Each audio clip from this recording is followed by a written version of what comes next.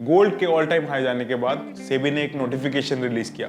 उस नोटिफिकेशन में क्या था कि आपको डिजिटल गोल्ड नहीं खरीदना है। अगर लास्ट ईयर से कंपेयर करें तो गोल्ड ने 60% रिजल्ट दिया है, और वहीं अगर हम निफ्टी 50 से कंपेयर करें तो सिर्फ 6% का रिटर्न हमें मिला। इससे ये पता चलता है कि इन्वेस्टर्स को लग रहा था कि इस बार मार्केट बहुत डाउन जाएगा, इसीलिए लोगों ने मार्केट से पैसा निकालकर गोल्ड में पैसा डाला है। अगर हम हिस्टोरिकली बात करें तो गोल्ड एक बहुत सेफ इन्वेस्टमेंट है, क्योंकि इसका प्राइस टाइम के साथ इंक्रीज ही होता है। इसके साथ साथ गोल्ड का एक कल्चरल सिग्निफिकेंस भी है। हमारे वेडिंग में गोल्ड ऑस्पिशियस गिफ्ट माना जाता है। अगर हम बात करें इंडियन हाउस होल्ड की, तो इंडियन हाउस होल्ड में 24,000 टन का गोल्ड पड़ा हुआ है, which is 11% of the whole world economy.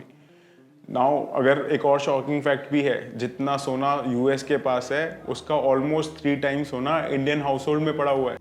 और ये हम सिर्फ इंडियन हाउस होल्ड की बात कर रहे हैं, इंडियन गवर्नमेंट की नहीं। तो ये क्लियर है कि गोल्ड तो एक अच्छी इन्वेस्टमेंट है ही है, और जो भी गोल्ड में इन्वेस्टमेंट करने की एडवाइस दे रहा है वो तो आपका सही फ्रेंड है। लेकिन अगर हम फिजिकल गोल्ड को परचेज करने की बात कर रहे हैं तो हमें कुछ कॉस्ट का ध्यान रखना चाहिए। फिजिकल गोल्ड को खरीदने की सबसे परफेक्ट चॉइस लोगों को लगती है ज्वेलरी, और ज्वेलरी के वक्त आपको 2 कॉस्ट एक्स्ट्रा पड़ती है। वन इज मेकिंग चार्जेस, जो लोग 15 to 20% चार्ज करते हैं, and second is GST. GST जो गोल्ड पे 3% है एंड मेकिंग चार्जेस पे 5% एक्स्ट्रा है। अगर आप एक एवरेज गोल्ड का ऑर्नामेंट लेने जाओगे, लाइक कोई रिंग, चेन, तो आप 3 से 5 ग्राम तो खरीदोगी, जिसकी वैल्यू 50,000 के करीब हो जाएगी।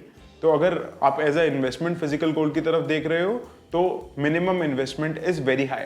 वैल्यूएबल ऑर्नामेंट के साथ एक और प्रॉब्लम भी है, उसको रखने की टेंशन। वो चोरी होने का डर रहता है। कुछ लोग उसके लिए उसको बैंक लॉकर में रखते हैं, जो आपसे एक फीस चार्ज करते हैं, जिससे आपके जो ओवरऑल इन्वेस्टमेंट है उसमें प्रॉफिट कम होती है। इतना इन्वेस्ट करने के बाद भी ये गोल्ड आपको कोई पैसिव इनकम नहीं देगा। लेकिन कुछ इन्वेस्टमेंट ऐसी है जहां पर आपको पैसिव इनकम भी मिल सकती है, जो इस वीडियो में बाद में डिस्कस करेंगे। अगर फिर भी आपको फिजिकल गोल्ड में ही इन्वेस्ट करना है तो आई विल रिकमेंड यू कि गोल्ड बार्स या गोल्ड कॉइन्स ही खरीदें, क्योंकि वहां पर मेकिंग चार्जेस बहुत कम होते हैं एज कंपेयर टू ज्वेलरी। इन्हीं रीजन की वजह से फिजिकल गोल्ड को बाय करना आजकल लग्जरी हो गया है, और यंग इन्वेस्टर्स तो बिल्कुल भी इन्वेस्ट नहीं कर सकते इस गोल्ड में because of high investment of 50,000 rupees. एक रिसेंट एनालिसिस में मोतीलाल ओसवाल की रिपोर्ट में पता चला है कि 48% of the investors right now are below the age of 30। इन लोगों को गोल्ड के पोटेंशियल का पता है, लेकिन ये लोग फिजिकल गोल्ड के चैलेंजेस की वजह से फिजिकल गोल्ड में तो इन्वेस्ट नहीं करते। अब गोल्ड को इन यंग इन्वेस्टर्स के लिए एक्सेसिबल बनाने के लिए आरबीआई ने लॉन्च करे हैं सेबी रेगुलेटेड गोल्ड इन्वेस्टमेंट्स। बहुत ही पॉपुलर गोल्ड इन्वेस्टमेंट प्रोडक्ट है सॉवरेन गोल्ड बॉन्ड, जिसको आप ऑनलाइन भी परचेज कर सकते हैं। इसके बारे में डेप्थ में हम बाद में डिस्कस करेंगे। लेकिन जब इतने सारे ऑप्शंस के बीच में चूज करना हो कि किस ऐप से डिजिटल गोल्ड खरीदना है, कहाँ इन्वेस्ट करना है, तो हमें हमेशा सेबी रेगुलेटेड जगहों पे जाना है। एंड इसीलिए सेबी ने एक वार्निंग दी है, तो आओ उस वार्निंग को डिटेल में समझते हैं। लेकिन जब इतने सारे ऑप्शंस आ जाएंगे तो इन्वेस्टर्स के लिए बहुत कंफ्यूजन हो जाएगा कि कहाँ पर इन्वेस्ट करना है, कहाँ पर नहीं इन्वेस्ट करना। And now it becomes important to understand कि सेबी की क्या नोटिफिकेशन आई है, क्या वार्निंग आई है गोल्ड इन्वेस्टमेंट को लेकर। आइए उसको समझते हैं।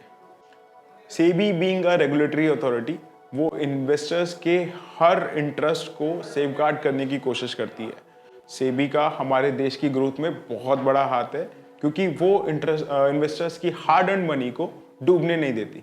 सेबी की वार्निंग का मेन रीजन क्या है? जो भी एप्स आपको डिजिटल गोल्ड खरीदने के लिए मोटिवेट कर रही है वो सेबी रेगुलेटेड नहीं है। वो अगर आप उस एप्स में इन्वेस्ट करते हैं या फिर डिजिटल गोल्ड परचेज करते हैं तो सेबी उस इन्वेस्टमेंट की कोई जिम्मेवारी नहीं लेगा। That is the official notice from SEBI. आइए समझते हैं कि डिजिटल गोल्ड और सेबी रेगुलेटेड गोल्ड प्रोडक्ट्स में क्या डिफरेंसेस हैं। फॉर बेटर अंडरस्टैंडिंग हमने एनालाइज किया कि इतनी बड़ी कंपनियां आपको डिजिटल गोल्ड कैसे बेच रही हैं। तो जैसे ही आप एक उनकी ऐप्स पर डिजिटल गोल्ड परचेज करते हो, वो आपके बिहाफ पर फिजिकल गोल्ड परचेज करते हैं।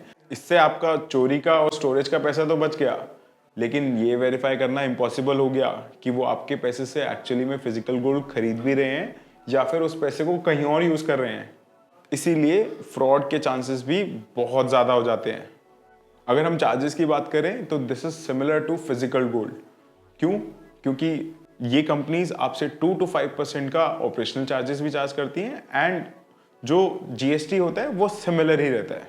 इसका मतलब ये हुआ कि जिस भी दिन आपने 1 लाख का डिजिटल गोल्ड खरीदा, उसी दिन आपके गोल्ड की वैल्यू 5 to 8% तो कम हो ही गई। Another limitation about digital gold is, ये कंपनी आपको 5 साल तक फ्री गोल्ड स्टोरेज देती है, लेकिन उसके बाद आपको गोल्ड स्टोरेज पे करना पड़ेगा। तो आप उस वक्त ये डिसाइड कर सकते हैं कि आपको फिजिकल गोल्ड में चाहिए या फिर आप और स्टोरेज फीस देना चाहेंगे। इन केस यू डिसाइड कि वो फिजिकल गोल्ड में चाहिए तो आप कॉइन्स और बार के फॉर्मेट में आप उसको ले सकते हैं, लेकिन उस केस में आपको मेकिंग चार्जेस पे करने पड़ेंगे, which is very similar to buying physical gold. तो जो आपने डिजिटल गोल्ड खरीदा फिजिकल गोल्ड पर मेकिंग चार्जेस अवॉइड करने के लिए, लेकिन इस केस में क्या हुआ, आपको डिजिटल गोल्ड पर 2000% का ऑपरेशन फीस भी देना पड़ा, और बाद में 5 साल बाद आपने डिसाइड किया कि फिजिकल गोल्ड ही चाहिए, उस पर अगेन मेकिंग चार्जेस दिया। दैट मीन्स डबल नुकसान। एक और इंटरेस्टिंग एस्पेक्ट है, अगर आप डिलीवरी चूज करते हैं और आपके पिन कोड पे गोल्ड डिलीवरी अवेलेबल नहीं है, तो उस केस में आपको सेल ही करना पड़ेगा। तो अगर आप लॉन्ग टर्म प्लानिंग कर रहे हो, 20 ईयर्स गोल्ड को रखना चाहते हो, 30 ईयर्स गोल्ड रखना चाहते हो, the digital gold is not for you. इन्हीं सब रीजन की वजह से सेबी का वार्निंग देना जरूरी हो जाता है।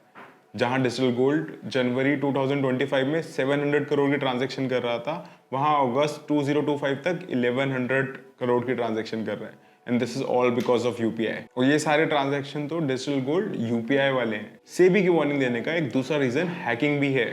इसी जून 2025 में आदित्य बिरला जैसी फेमस ऐप पर 2 करोड़ का सोना बेच दिया गया। हैकर्स ने अकाउंट को हैक करके आपके डिजिटल गोल्ड को सेल कर दिया। ऐसे ही इंसिडेंट डिजिटल गोल्ड की सिक्योरिटी पे सवाल उठाते हैं। सेबी ने रियलाइज कर लिया है कि ये यंग इन्वेस्टर्स अब डिजिटल गोल्ड में इन्वेस्ट करना चाहते हैं, इसीलिए उन्होंने नोटिफिकेशन में याद दिलाया है कि there are lot of SEBI regulated gold products जिस पे आप इन्वेस्ट कर सकते हैं और एक पैसिव इनकम भी कमा सकते हैं। अगर हम सेबी रेगुलेटेड गोल्ड प्रोडक्ट्स की बात करें तो 2 पॉपुलर चॉइसेस हैं, sovereign gold bonds and gold ETFs. ये दोनों ही सेबी रेगुलेटेड हैं। आइए इन दोनों के की डिफरेंसेस को जानते हैं।